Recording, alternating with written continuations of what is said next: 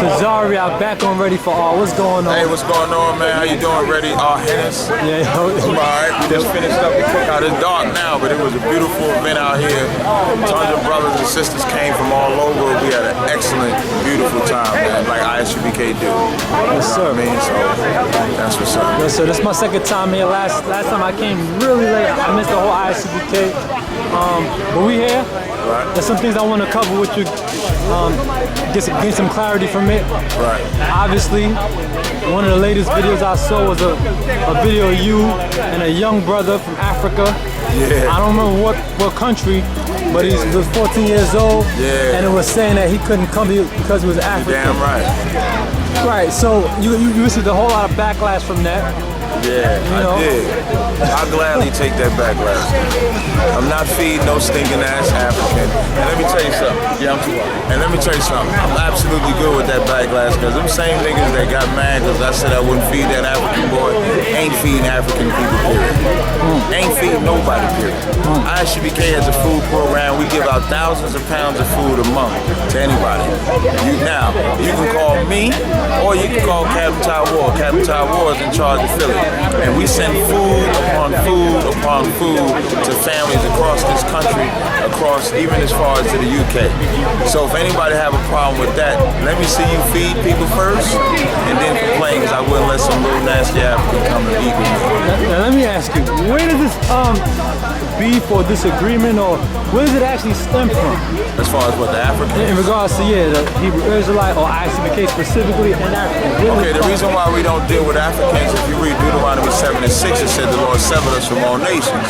Now, if you go throughout the scriptures, at some points in times, we was actually cool with certain African nations, which is not a problem. We can still be cool with African nations today. But just like we hate the so-called white man for the crimes that he committed against us, we hate Africans for the very same reason, for the crimes that he committed against us. And God hates the enemies of Israel as well. When you go all throughout the scriptures, when you read Psalms 83rd chapter, it names the African nations that put us in slavery, that chose to wipe us out as a race of people. And even if you want to call us Israelites, or if you want to call us Africans per se, you cannot deny that Africans sold us to the so-called white man and put us in chains, period. So whether you want to say we mad at our own people, or you want to say we mad at another nation, there's no denying that the African tribes or the African nations had just as much a hand in what the white man did to us. It's damn near like being an accessory to murder. If me and you commit a crime together and I murdered him and you helped me out, let's say you hid the gun or brought me the gun or was there with me, you get charged with the crime too. So why are we so quick to forgive these African bastards that played a hand in our slavery just because they want to say we come from Africa? Why do we forgive them? That's why nobody respects us. And I don't see Africans fighting for us. I don't see Africans, when we get killed and then riots and stuff happen, I don't see Africans out there fighting with us, rioting with us. You know who I see? Black people and Hispanic people. That's who I see on the street. That's who I see getting persecuted. Because we do so much shit for black people, our people. And I see so little being done from them same African tribes, that Ghana tribe or whatever tribe he said he was from. I don't see them doing nothing for my people. And you wondering why I won't feed a little African boy? The scripture said that the children be fed first. My children or my brothers are starving out here. And you want me to worry about some little chubby kid that's hungry that won't come eat my burger. You know how many homeless people came in here today? I wish you'd have been here, Hennis. It was people that came here off the street, homeless, that wanted food. Black people, Hispanic people. And you know what? They came in here and got a burger. And then one brother came and was in a damn wheelchair and was like, I'm hungry, can you feed me? And we made sure we fed him. And I gotta worry about some funky ass African that wants some food. That ain't gonna do shit for us. Excuse my language. Now, was y'all checking IDs to make sure they weren't African? Absolutely. We had a brother right here specifically asking, what tribe are you from? Absolutely. Now, you know what? I must say, when I came in, they definitely checked me, asked me what's my nationality and all that. They wasn't letting me in. I had to mention your name. You know what I mean? All that. We don't play, man. It's no different than, listen, there's a place, they got a Chinatown in Philadelphia, right?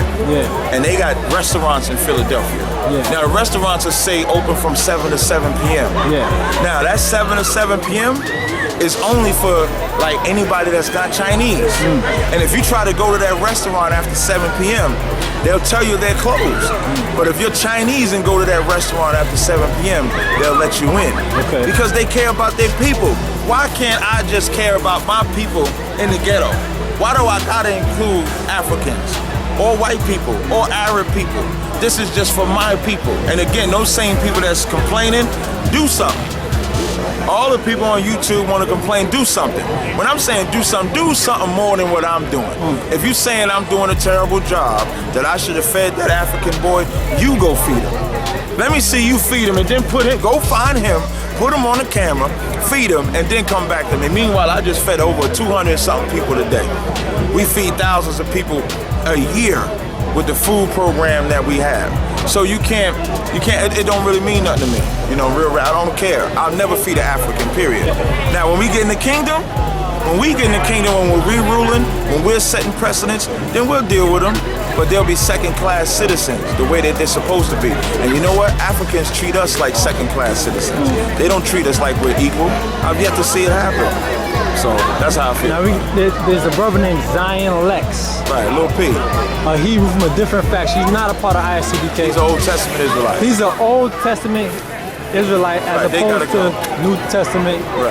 Right. So he opposed the whole African thing, and obviously he has a different focus in regards to how he approaches his spirituality or his religiousness. So I want you to touch on that in regards to what he said in regards to well, you said a lot in regards to the African thing. Talk to the New Testament versus Old Testament. Well, it really ain't too much. That's kind of like a We're talking about Zion Lexx. He opposed the whole African thing, said that he's a Pan-Africanist Jew, he's a Pan-Africanist Hebrew, and he also... Let me tell you something. For him to say that he's a Pan-Africanist Jew is the Hebrew, Jew, whatever you want to call it, is the reason why we went in chains in the first place. The reason why we went in chains in the first place is because we left the God of Israel to be Pan-Africans, to be with the so-called white man, to be with the Arabs, to be with all these other nations. That's why we went into slavery. That's why we went into chains. And you cannot back that up with the Bible. You can't back that up with the Old Testament. You can't back it up with the New Testament. There's nowhere in the Bible that we're supposed to join any other nation. Be it Torah, Tanakh, Apocrypha, New Testament, whatever you want to call it. And every time we joined them nations, the Lord destroyed us. Period. So for him to say he's a Pan-African, he's just doing it to get Pan-Africanists to like him. That's all he's doing it for. Zion Lexx is an attention whore, which is why this will probably be the last time that I say something unless he comes in front of me to address it directly, because he does not deserve anybody's attention. He has no credibility. His 20-year reign or 20-year time in the Torah comes into question. He got a goddamn half of a beard. Not even a full beard.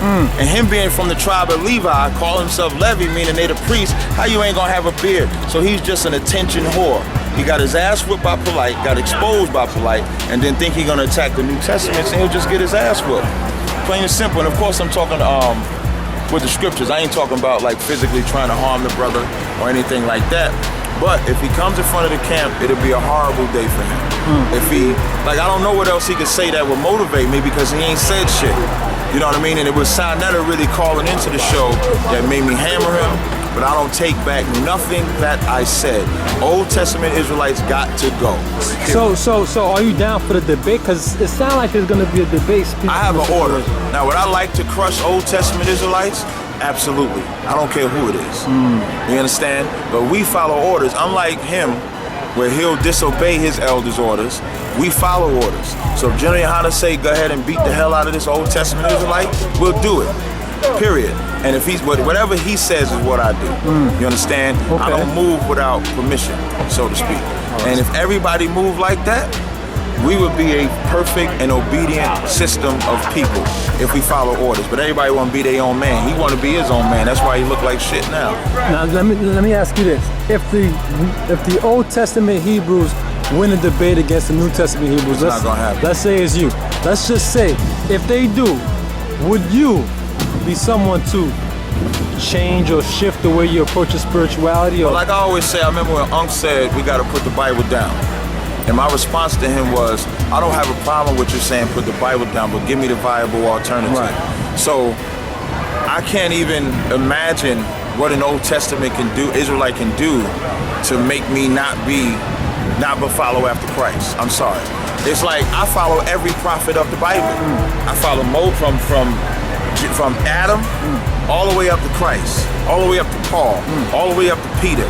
I follow all the prophets of the Bible.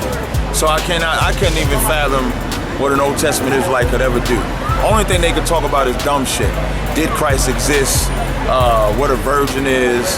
The law is done away with. They make simple ass arguments, is what they do.